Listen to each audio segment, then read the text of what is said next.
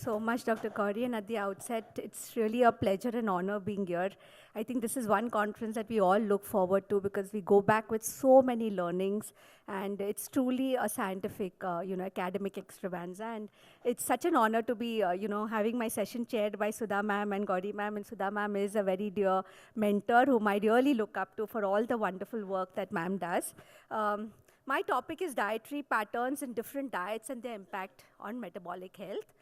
Now, what is metabolic health essential for? It is essential to reduce the risk of chronic diseases and complications, and it supports overall healthy longevity. I think we wish everybody a long life. But in today's time, we have to wish everybody a healthy long life. So that is what we're all aiming towards doing. Now, what are the factors which affect metabolic health?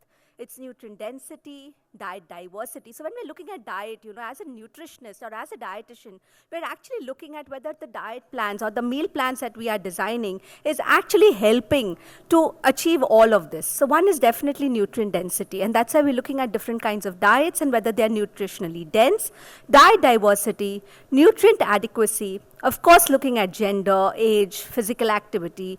I think in today's time, sleep has become so important, screen time and stress. So there are so many factors. I'm sure there are more than these.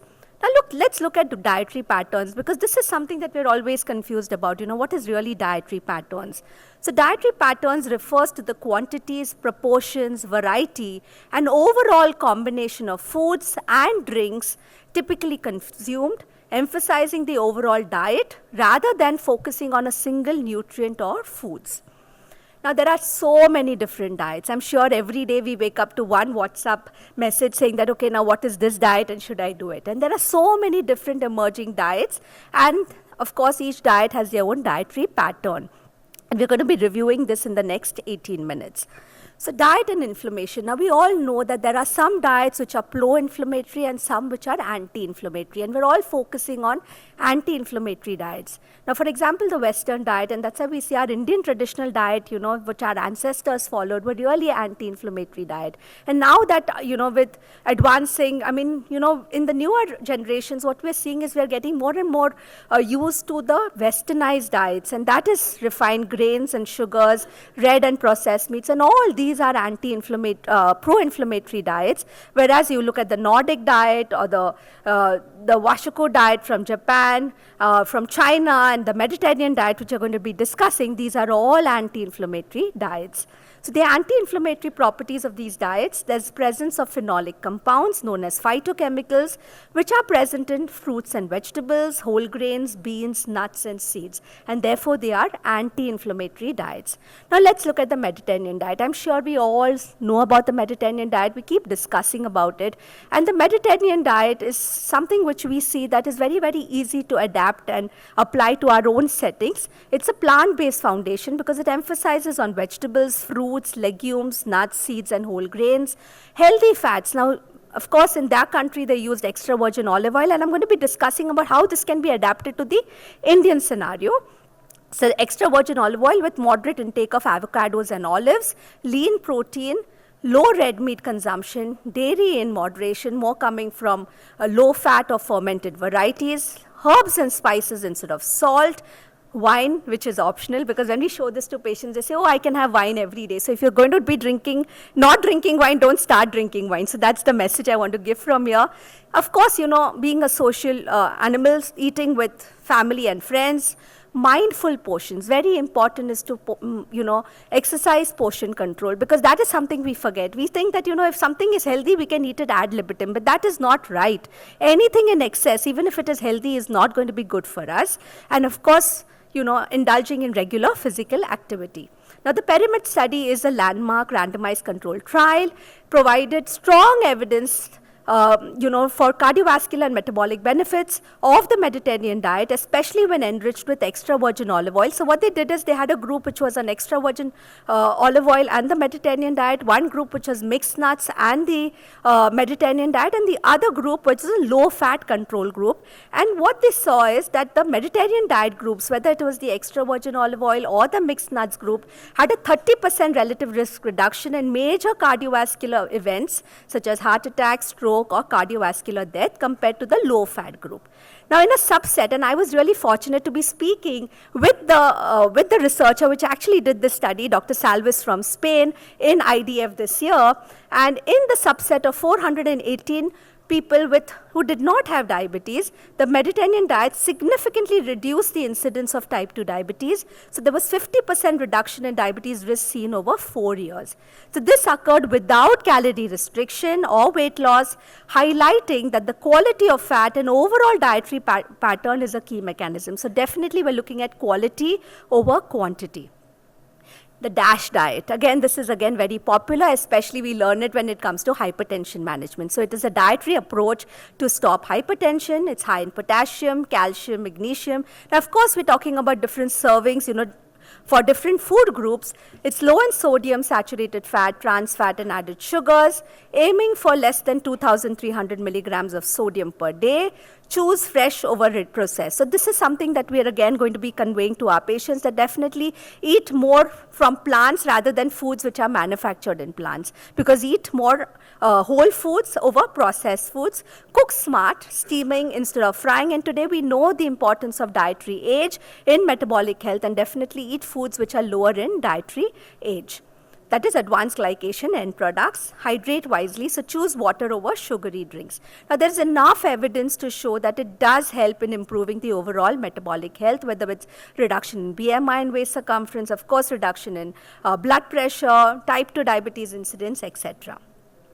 Now, this is very interesting. So when the Mediterranean diet and the DASH diet get married, they become the MIND diet, which is the Mediterranean DASH intervention for neurodegenerative delay, where it helps to improve cognitive function. So therefore, today where we are seeing a large number of people affected with dementia as well as cognitive issues, this diet becomes extremely beneficial in this population.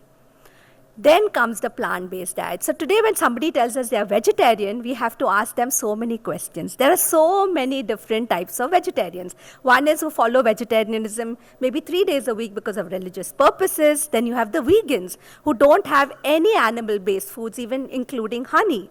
You have lacto-vegetarian where they have milk. Then you have the ovo-vegetarian where they have eggs. Then you have the lacto-ovo-vegetarian, which is eggs, milk, and they are vegetarian. Then you have the pescatarian. So they are vegetarian, but they have fish.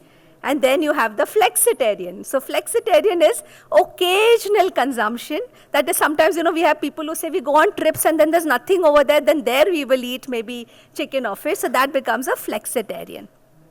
Now, this is something that I would like to draw your attention to. So healthy plant-based diets, we know there's a lot of evidence associated with anti-inflammatory diets, where there is a low DII score, and the higher DASH scores, the healthy eating index scores, and the Nutri scores. And I'm actually going to be discussing about this. So more negative dietary inflammatory index or DII score suggests a diet that is more anti-inflammatory, while a more positive score indicates a pro-inflammatory diet. And these are the scores, and of course the foods that are mentioned. Anti-inflammatory diets have been shown to be beneficial to heart health, mental health, lower incidence of dementia and certain cancers, which is on the rise today. Again, we're looking at HEI, the higher the score, so the healthy eating index score, the higher the score means that the diet aligns with the dietary guidelines for Americans. Now, of course, in India, we have to have our own HEI scores. And then comes the Nutri score. So again, it depends on the color coding. So green is high nutritional quality, whereas red is very poor nutritional quality. So what we're looking at is a healthy plant-based diet with high anti-inflammatory diets and higher DASH scores, higher HEI scores, and lower or scores towards the green of Nutri scores will actually be more beneficial. Now, plant-based diets, again, we have multiple large-scale studies and meta-analysis have found that plant-forward dietary patterns are linked to lower all-cause mortality, reduced risk of CVD, lower incidence of obesity and type 2 diabetes, decreased risk of certain cancers, especially breast and colorectal cancer. Again, the 2020-2025 dietary guidelines, the advisory committee concluded that diets rich in plant foods, if you see plant foods is emerging again and again, and low in added sugars and saturated fats are associated with positive health outcomes. The American Academy of Family Physicians highlight that these patterns helps prevent obesity, diabetes, as well as cardiovascular disease. Now, while we are following vegetarianism or veganism as a way of life, the caution is definitely to focus on protein, and it is not true that you cannot meet your protein requirements if you're vegetarian or vegan, but there has to be a focus on including protein in every meal, looking at protein complementation, and of course all the other nutritional deficiencies, especially vitamin B12, which could arise of such diets. Now, plant beverages, in fact, there is a directive from the FSSAI now that you cannot call almond milk as milk. They are not milks. They are not animal-based foods, and therefore they can be called as beverages but not milk. And if you look at the protein content of these most plant-based beverages, the protein is not even 1 gram. So the protein is pretty less, and if people think that they're going to get their protein from almond milk and oats milk, then that is incorrect. In fact, oats milk has a lot of carbohydrate as well, and a lot of our people with diabetes wonder, how is my sugar going up with oat milk? The only milk which is actually meeting the protein is soya milk. Then comes the blue zone diet, and this is something which is well researched. Now, blue zones are areas where inhabitants have similar lifestyles and longer lifespan. So, Okinawa, Japan, Sardinia, Italy, Nicoya and Costa Rica, Icaria in Greece, and Loma Linda in California. Now, these communities have a high concentration of centenarians and low rates of chronic disease. So that is where they started studying the diets of this population, because they live long and they have a higher healthy longevity. Now, if you look at their diets, again, plant-based diets. 95% of the food comes from plants, so vegetables, fruits, legumes, whole grains, nuts and seeds, unprocessed foods. Again, black beans, lentils, chickpeas, and soybeans are daily staples. Less meat consumption, fish consumption, small amounts of milk and dairy products, and most importantly is less sugar consumption. And this is again aligning with now what FSSAI is trying to say. We have the sugar board, we have the oil board, and where we are talking about going less on sugar, so at least less than 6 teaspoons of sugar a day, and 1 teaspoon amounts to 4 grams of sugar. Now, moderate portions, so basically many blue bones, I think this is something which is very interesting, which is the 80-20 rule. So we always tell our patients that, something which is easy to implement. So 80%, eat till you're 80% full and keep 20% empty. And I would also tell people when they go into these extreme diets, it's very unsustainable. So can we do something like an 80-20, where 80% you're eating healthy most of the time and 20% you want to indulge. Like for example, yesterday I did indulge in a baked rasgulla, and that was my 20%. But I'm going to make sure that I'm going to even be physically active so that I'm going to burn those calories, as well. So not smoking, regular physical activity, having a purpose in life, and again focusing on spirituality. So this is what the Blue Zone diet also encompasses. Then you have the New Nordic diet. Now the New Nordic diet, this eating pattern was developed to reduce chronic disease risks, support overall well-being, and cultural identity across the Nordic countries like Denmark, Sweden, Norway, Finland, and Iceland. It emphasizes on traditional Nordic ingredients and culinary practices. And I think this is a message for us Indians. We have so much, of ancient science wisdom in our own foods, and I think that is something that we need to look at, whether it's our spices, whether it's our recipes, whether it's all the ingredients that we use. They are such health-promoting, anti-inflammatory foods which we need to look at. And I think during COVID, everybody woke up to it. Everybody was asking us the recipe of rasam and sambar, because suddenly that became the superfood. And the haldi wala doodh, which became the turmeric latte. So the dietary pattern, NND shares many elements with the traditional Mediterranean and Japanese diets. Locally and organically grown foods such as fresh fruits, berries, vegetables, mushrooms, legumes, nuts, seeds, whole grains, fish and seaweeds. And of course, there was reduction in CVD, type 2 diabetes, obesity, cancer, and premature death. Then comes the portfolio diet. I'm not sure how many of you all have heard this. I came across this very recently, and I found it very interesting that this was a diet which is scientifically designed, plant-based eating pattern to lower LDL cholesterol and reduce cardiovascular risk. It was introduced by Dr. David Jenkins and his team at the University of Toronto. Now, if you look at it, it actually combines 4 key cholesterol-lowering food groups, each shown to lower the LDL by 5 to 10% individually, and cumulatively it is by 30%. Now, these are the 4 groups, so basically nuts and seeds, which is 45 grams, and I believe we had a lovely session by Sudha ma'am on nuts. Everybody's been raving about it, and we know today the benefits of nuts, plant protein, viscous fiber, and plant sterols. And this is what the dietary pattern highlights. So replacing animal fats with unsaturated fats like olive and canola oil, soya milk instead of cow milk, nut butters instead of butter margarine. So this is what the portfolio diet advocates. And again, it is flexible. It can be adopted gradually by introducing one component at a time.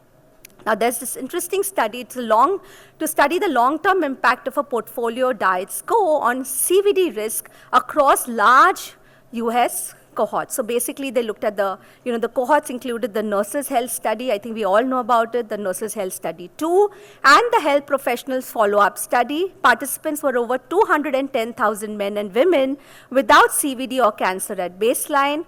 Follow-up period was up to 30 years, and there was a food frequency questionnaire every 4 years. And what they saw is that the people with the highest PDS score had a 14% lower risk of CVD, CHD, and stroke. A 25 percentile increase in PDS was also associated with consistent reduction in risk across all 3 conditions. And higher PDS was linked to lower LDL cholesterol, improved inflammatory markers, and better overall lipid profile. Then comes the plafond diet. I think we've all heard the Plado diet, which is the plant-dominant low-protein diet. This is for CKD with diabetes. So plant-focused low-protein diet for chronic kidney disease and diabetes. And this is what the dietary pattern is, but there is additional emphasis. So with the Plado diet, in the plafond diet, there is additional emphasis on high dietary fiber intake, which is 25 to 30 grams per day, low glycemic foods to better manage blood glucose levels. So this is the plafond diet.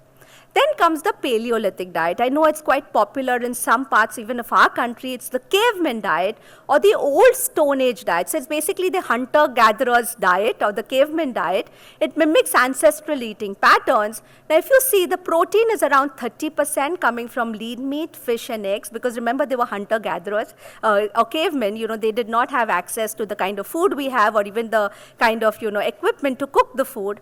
Low carbohydrate, mostly coming from fruits and vegetables, and wild grown barley. So they used to go and pound the barley and make their rotis or whatever out of it.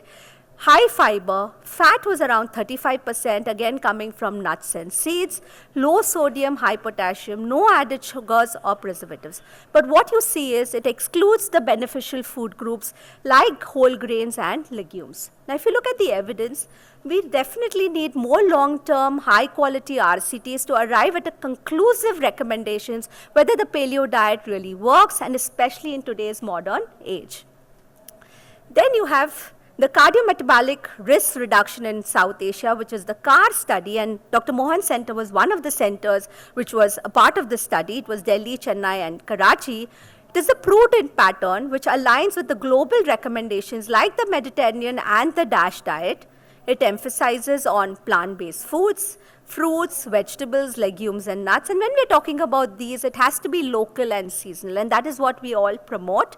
Minimizes processed foods, sugary drinks, and refined grains. Encourages variety across food groups to definitely get more nutrient density, nutrient adequacy, as well as diet diversity. So higher diet diversity and plant-rich patterns are associated with lower prevalence of diabetes and hypertension and improved overall cardiometabolic health in South Asians. So this is something which is very applicable to our country, and this is something which was published very recently in the newspaper, and then I got very interested and looked it up, and AIMS now has rolled out the first Indian adapted Mediterranean diet to tackle heart disease crisis, and the trials are underway. So what they're looking at is they've actually looked at Indian foods which are very close to the foods which were used in the Mediterranean diet, with the DII scores being from -7.8 to -8.4, which is more anti-inflammatory, so definitely avoiding the pro-inflammatory foods, and the efficacy, acceptability, and feasibility. So this trial is underway right now, where they're being tested on 140 patients at AIMS. Nearly half of them are people with CAD. And if you look at the diet, they've actually listed down the different kinds of, food groups and what they're really looking at, because you can't really give them what is there in the Mediterranean diet. But this is an Indian adapted, and this is what, when it came to the oils, I got very interested. What have they used instead of olive oil? And what they've really used is definitely extra virgin olive oil, but they've also looked at mustard oil and groundnut oil. And this is exactly what Sudha ma'am and I were talking yesterday, because this is one question that we always get asked, which is a good oil for us to use. So they have used mustard oil and groundnut oil. And again, when it comes to your grains and cereals, they've got pulses, fruits, nuts, vegetables, everything. And grains and cereals, what they are looking at is, again, most of the whole grains are millets. And there's so much of study on millets done by this very group, Dr. V.Mohan's group. There's so much of work that is done on millets. But very important is to use unpolished, not the highly polished millets which is available commercially. So to summarize, choosing the right dietary pattern, we definitely have to look at the individual health status, existing medical conditions, current biochemical parameters, body weight, and most importantly, we all know today body composition is so important, especially in the era of the newer drugs, which are the GLP-1s, the weight management, blood glucose control, lipid profile, cultural dietary preferences, because India is so diverse as a country, every region eats so differently, and we have to definitely look at. So AIMS is actually looking at those 140 people who are based in north of India. So the diet is actually made for people in north of India, and if that works well, maybe they will do it across multiple centers. So key take-home messages is eat local, eat seasonal, eat a rainbow. I always tell people, more color on the plate, more visually appealing, and also more antioxidant and anti-inflammatory nutrients. Follow a predominantly plant-based IMD, fruits, vegetables, whole grains, pulses, nuts, seeds, herbs, and spices, low to moderate amounts of poultry and seafoods, and low quantities of red meat and sugar. Eat at a slow eating speed. 80-20 rule, so eat till you're 80% full, 20% empty. Low dietary, advanced glycation end product foods. Limit alcohol, no smoking. Sit less, move more, and very importantly is say no to these fad diets. Thank you so much for your patient hearing.